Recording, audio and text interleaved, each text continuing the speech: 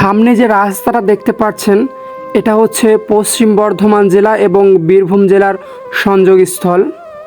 এই জায়গাটা হচ্ছে জয়দেব এবং সামনে হচ্ছে জয়দেবের ব্রিজ আপনারা দেখতে পাচ্ছেন। এটা মমতা বন্দ্যোপাধ্যায়ের শেষ উন্নয়ন ছিল বীরভূমের, মানে বড় উন্নয়ন যেটা বলা হয় আর কি, বড় ধরনের উন্নয়ন যেটা ছিল বীরভূম জেলায়। তিনার পরাজয়ের আগে এটা তিনি উদ্বোধন করে গিয়েছিলেন ইলামবাজারে এবং তারপরেই পরবর্তী নির্বাচনে তিনি পরাজিত হন এবং তিনি গদিচ্যুত হন। বীরভূম জেলার এবং পশ্চিম বর্ধমান জেলার সংযোগস্থল এই ব্রিজটা মমতা বন্দ্যোপাধ্যায় সর্বশেষ উদ্বোধন করলেন এবং তারপরেই তিনি নির্বাচনে পরাজিত হলেন।